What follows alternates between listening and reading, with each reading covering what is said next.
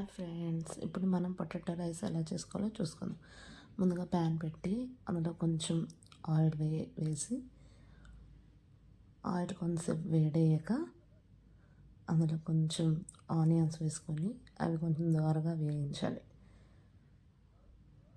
Onions వేగుతూ ఉంటాయి.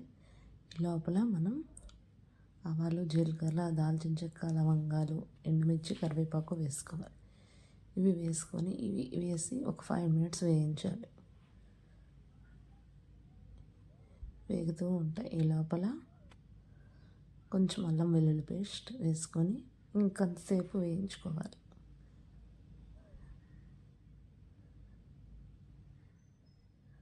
కొంచెం ఆనియన్స్ అనేవి బ్రౌనిష్గా రావాలి. ఈ లోపల ఆల్రెడీ కడిగి పెట్టుకున్న బంగాళదుంప ముక్కలు వేసుకోవాలి. అవి వేసి కొంతసేపు కలిపాలి.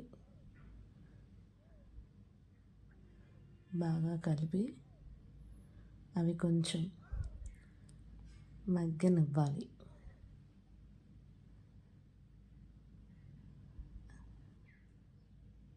ఒక 5 నిమిషాలు ఈ లోపల మూత పెట్టి మగ్గనిచ్చాక ఇప్పుడు మూత తీసి కొంతసేపు వేయించాలి. ఇంకో 5 minutes వేయించాలి. చిటికెడు పసుపు వేసి ఒకసారి కలయపెట్టి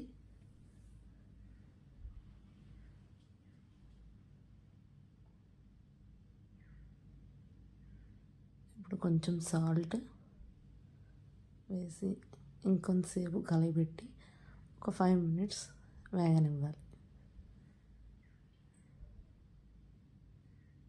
వేగుతుంటే కదా అది బంగాళదుంప అనేది వేగుతుంది. ఇప్పుడు మూత పెట్టి కొంతసేపు మగ్గనిచ్చి ఇప్పుడు మూత తీసి చూసాక ఇంకొంతసేపు ఫ్రై చేసుకోవాలి.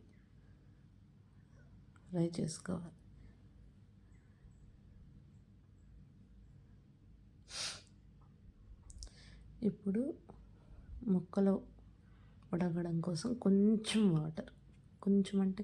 వాటర్ వేసుకొని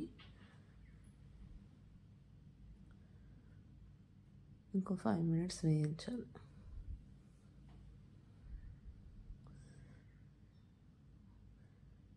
ఇప్పుడు ఇందులోకి కొంచెం చిటికెడు చికెన్ మసాలా, కొంచెం ధనియాల పొడి,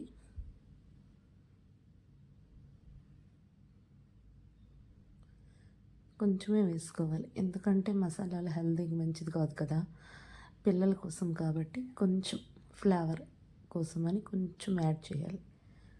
అంతే. వేసి ఒకసారి తిప్పాలి.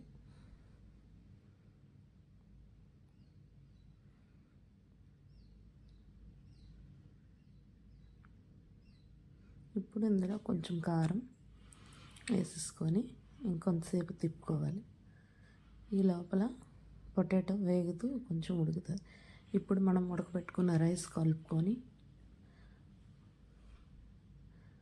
పొటాటో మొత్తం కలిసే విధంగా రైస్ మొత్తం కలిసే విధంగా కలుపుకోవాలి.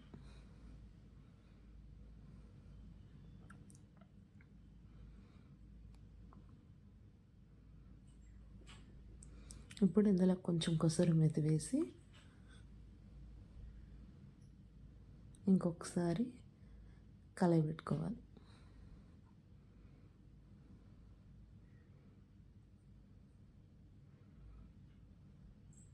చూసారా, అంతే అయిపోయింది పొటాటో రైస్ ఎంతో ఈజీగా పిల్లల లంచ్ బాక్స్లోనికి.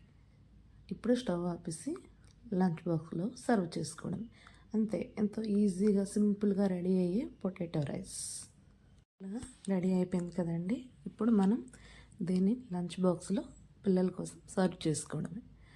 అంతే, చూసారా, 5 minutesలో ఈజీగా ఎవరైతే పొటాటో తిననుకుంటారో వాళ్ళ కోసం ఇలా తయారు చేసి పెట్టేయచ్చు.